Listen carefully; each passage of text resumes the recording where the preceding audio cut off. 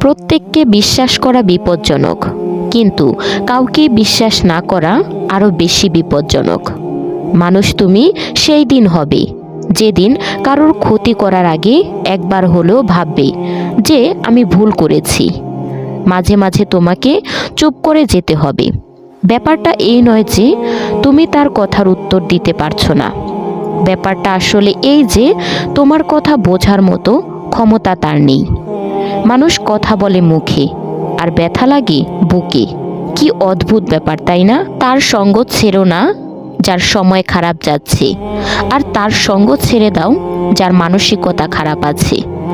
কখনো অহংকার করো না। এই পৃথিবী কাউকে থাকতে দেয় না, কিছু নিয়েও যেতে দেয় না। যদি ব্যক্তি জীবনে শান্তিতে কাটাতে চাও, তাহলে লোকের কথায় কান না দিয়ে নিজের মতো করে বাঁচো। মৃত্যুশয্যায় মহান বীর আলেকজান্ডার তার সেনাপতিদের ডেকে বলেছিলেন, আমার মৃত্যুর পর আমার 3টা ইচ্ছা তোমরা পূরণ করবে। আমার প্রথম অভিপ্রায় হচ্ছে শুধু আমার চিকিৎসকরাই আমার মৃত্যুর পর আমার খাটিয়া বহন করবে। আর দ্বিতীয়ত অভিপ্রায় হচ্ছে আমার কফিন যে পথ দিয়ে গোরস্থানে যাবে সেই পথে আমার অর্জিত সোনা ও রূপা ছড়িয়ে থাকবে। আর শেষ অভিপ্রায় হচ্ছে কফিন বহনের সময় আমার 2 হাত কফিনের বাইরে ঝুলে থাকবে। তার সেনাপতি তখন তাকে সেই বিচিত্র অভিপ্রায় কেন করছেন তা প্রশ্ন করলেন। দীর্ঘশ্বাস গ্রহণ করে আলেকজান্ডার বললেন, আমি দুনিয়ার সামনে 3টা জিনিস রেখে যেতে চাই।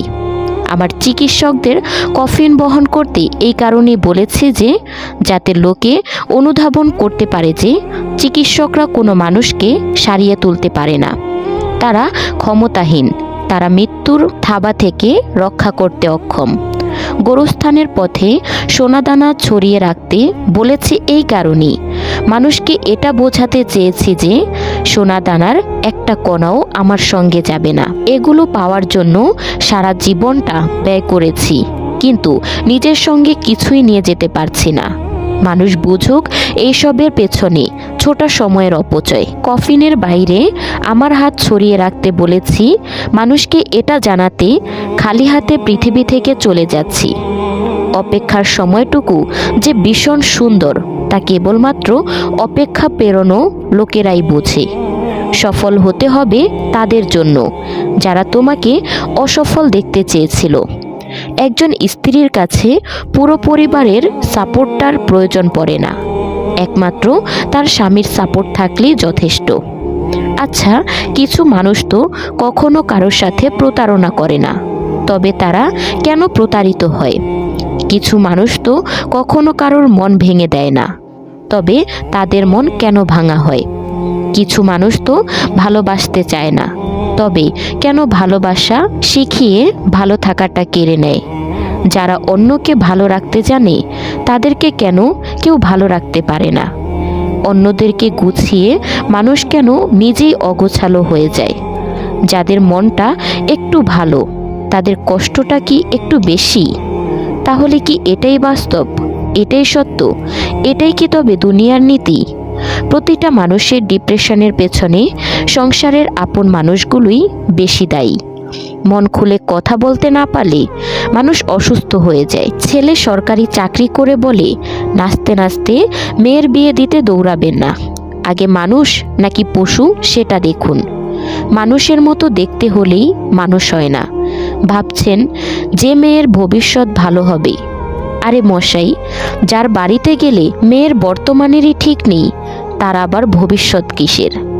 যে মেয়েটা 60,000 টাকা বেতন পাওয়ার সরকারি চাকরি করা ছেলেদের বিয়ের প্রস্তাব অস্বীকার করে, আর 20,000 টাকা বেতন পাওয়া বেসরকারি চাকরি করা ছেলেটাকে জীবনসঙ্গী হিসেবে বেছে নিয়েছে, সেই মেয়েটাই জানে টাকার সব সুখ হয় না, বরং মানসিক শান্তি আছে যার পবিত্র ভালোবাসার মাঝে।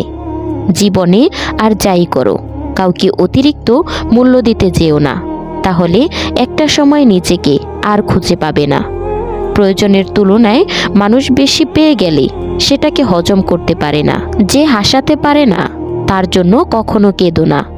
যে একবার ছেড়ে চলে যায় তাকে আর দ্বিতীয়বার কাছে আসতে দিও না।